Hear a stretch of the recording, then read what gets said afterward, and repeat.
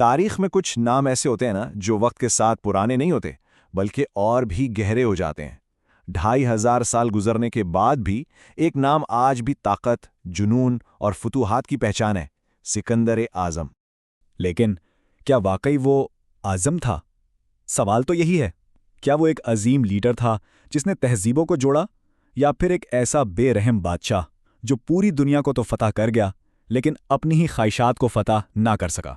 ذرا اس کی رفتار اور ماشتاب کو ذہن میں لائیں۔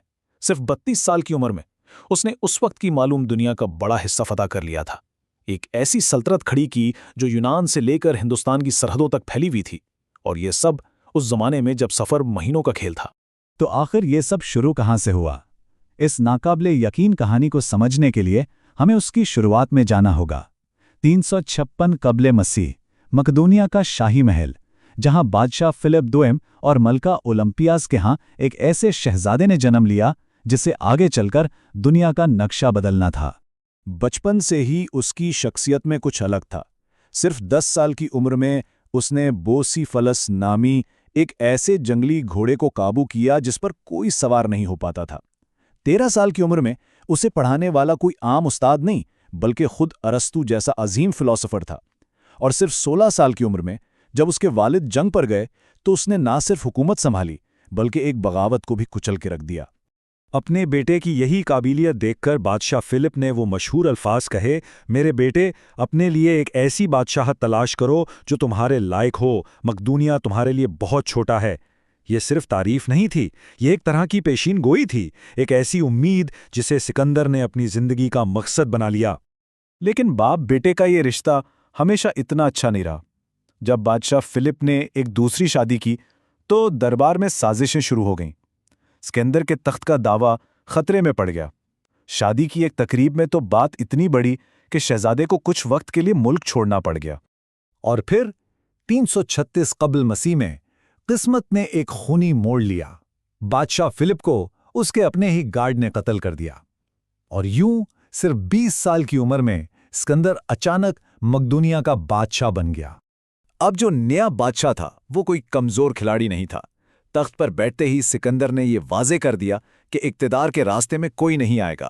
اس نے اپنے والد کی نئی بیوی اور اس کے نوزائیدہ بچے کو قتل کروایا، اپنے تمام سیاسی دشمنوں کو ختم کیا، اور جب تھیبس شہر نے سر اٹھایا تو اسے مکمل طور پر تباہ کر دیا تاکہ پوری دنیا کے لیے ایک مثال قائم ہو جائے۔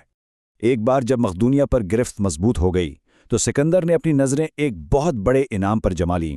اس کا ہدف تھی اس وقت کی سپر پاور، عظیم فارسی سلطنت۔ 334 قبل مسیح میں اس نے اپنے والد کے ادھورے خواب کو پورا کرنے کے لیے تاریخ کی سب سے بڑی مہمات میں سے ایک کا آغاز کیا۔ فارس کی سرزمین پر اس کی پہلی بڑی آزمائش دریائے گرانکس پر ہوئی۔ فارسی فوج دریا کے دوسرے کنارے پر ایک محفوظ پوزیشن میں انتظار کر رہی تھی۔ کوئی بھی سمجھدار جنرل شاید انتظار کرتا، لیکن سکندر نہیں تھا۔ اس نے اپنی فوج کو ایک نوکیلی فارمیشن میں ترتیب دیا اور خود سب سے آگے سیدھا دشمن کے بیچ میں جا گھسا۔ یہ ایک بہت ہی خطرناک لیکن کمال کی چال تھی۔ اسی مہم کے دوران وہ مشہور گورڈین گرے کا قصہ بھی پیش آیا۔ روایت تھی کہ جو کوئی اس پیچیدہ گرے کو کھولے گا وہی ایشیا کا حکمران بنے گا۔ سب اسے کھولنے کی کوشش میں لگے تھے، لیکن سکندر نے کچھ اور ہی سوچا۔ اس نے تلوار نکالی اور ایک ہی بار میں گرے کو کاٹ دیا۔ پیغام صاف تھا، اگر کوئی مسئلہ حل نہ ہو تو اس کے اصول ہی بدل دو۔ اب ذرا گوگا میلا کی جنگ کو دیکھیں۔ یہاں صورتحال ناقابل یقین تھی۔ سکندر کے پاس تقریباً 47,000 فوجی تھے، جبکہ فارسی بادشاہ دارا سوم کی فوج کا تخمینہ 10 لاکھ تک لگایا جاتا ہے۔ اعداد و شمار کے حساب سے تو یہ ایک خودکشی تھی، لیکن سکندر کی جنگی حکمت عملی نے تعداد کو بے معنی ثابت کر دیا۔ دارا میدان جنگ سے بھاگنے پر مجبور ہوا اور یوں فارس کی قسمت کا فیصلہ ہو گیا۔ لیکن اس کی کامیابیوں کے ساتھ ایک بہت ہی تاریک سچائی بھی جڑی ہے۔ جب سور کے جزیرے والے شہر نے 7 مہینے تک اس کا مقابلہ کیا تو سکندر کا غصہ آسمان پر پہنچ گیا۔ شہر فتح ہونے کے بعد اس نے 8,000 شہریوں کو بے دردی سے قتل کروا دیا۔ یہ وہ چہرہ تھا جہاں ایک فاتح اور ایک ظالم کے بیچ کی لکیر مٹ جاتی ہے۔ مگر حیرانی کی بات یہ ہے کہ مصر میں اس کا استقبال بالکل مختلف ہوا۔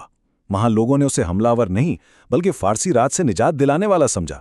اسے دیوتا کا بیٹا کہا گیا، اور اسی سرزمین پر اس نے اسکندریہ شہر کی بنیاد رکھی جو آنے والی صدیوں تک علم و حکمت کا سب سے بڑا مرکز بنا۔ फारिस और मिस्र फतह हो गए, लेकिन सिकंदर की भूख वो खत्म नहीं हुई। इसका जुनून उसे दुनिया के इस किनारे तक ले गया जिसके बारे में यूनानियों ने सिर्फ कहानियां सुनी थीं। हिंदुस्तान की पुरस्कार सरजमीन, जहां नए चैलेंजेस उसका इंतजार कर रहे थे।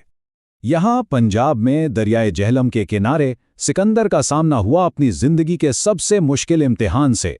राजा पोरस और उसके जंगी हाथी, एक ऐसी खौफनाक फौजी ताकत जिसका मकदूनियाई फौजियों ने कभी सामना नहीं किया था। ये जंग उसकी सबसे मुश्किल और खूनरेज फतूहात में से एक थी। लेकिन जंग जीतने के बाद जो हुआ उसने सबको हैरान कर दिया। राजा पोरस की बहादुरी से मुतासिर होकर सिकंदर ने उसे कैद करने के बजाय इज्जत दी। न सिर्फ उसकी बादशाहत वापस की बल्कि उसे अपना दोस्त और इत्तेहादी बना लिया। ये उसकी शख्सियत का वो पहलू था जो दिखाता था कि वो एक बहादुर दुश्मन की कदर करना जानता था। सिकंदर ने दुनिया को झुका दिया, लेकिन आखिरकार उसे एक ऐसी ताकत ने रोका जिसे वो हरा नहीं सकता था, उसकी अपनी ही फौज। सालों की जंग, घर से हजारों मील की दूरी और ना खत्म होने वाली लड़ाइयों से फौजी थक चुके थे। उन्होंने आगे बढ़ने से साफ इनकार कर दिया। पहली बार नाकाबिले शिकस्त सिकंदर को पीछे मुड़ना पड़ा। इसकी वापसी और उसके बाद उसकी अचानक और पुरइसरार मौत उसकी कहानी का आखिरी और शायद सबसे ड्रामाई बाब है। वापस आकर सिकंदर ने एक बहुत ही बड़ा मंसूबा शुरू किया, यूनानी और फारसी सकाफतों को एक कर देना। उसने खुद फारसी लिबास पहनना शुरू किया, फारसी रिवायात अपनाई और अपने जर्नलों की शादियां फारसी शहजादियों से करवाईं। इसका ख्वाब एक मिलीजुली तहजीब का था, लेकिन उसके अपने मकदूनियाई साथी उसे शक की निगाह से देखने लगे। साल था 323 कब्ल मसीह, शहर बाबल। सिकंदर अपने अगले बड़े कदम की तैयारी में था, अरब की फतह। लेकिन किस्मत को कुछ और ही मंजूर था। एक रात की पार्टी के बाद वो शदीद बीमार पड़ गया। एक ऐसा बुखार जिसने दुनिया के सबसे ताकतवर इंसान को बिस्तर पर गिरा दिया। 12 दिन की तकलीफदेह बीमारी के बाद सिर्फ 32 साल की उम्र में सिकंदर आजम की मौत हो गई। क्या ये कोई बीमारी थी, मलेरिया या फिर जहर, एक साजिश? सदियों से ये सवाल तारीख के सबसे बड़े राजों में से एक बना हुआ है। इसकी मौत के बाद उसकी बनाई हुई हर चीज ताश के पत्तों की तरह बिखर गई।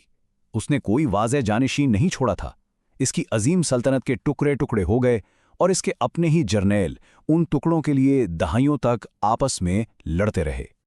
तो आखिर में हम फिर इसी सवाल पर आ जाते हैं, क्या सिकंदर आजम था? उसने दुनिया फतह की, तहजीबें बदल दीं और तारीख पर एक ना मिटने वाला निशान छोड़ा। लेकिन शायद उसकी कहानी का सबसे बड़ा सबक यह है कि दुनिया को जीत लेना एक बात है और अपने अंदर की ना खत्म होने वाली ख्वाहिशात को जीतना बिल्कुल दूसरी। और इसी जिद्दोजहद में उसकी अजमत और उसकी नाकामी दोनों छुपी हैं।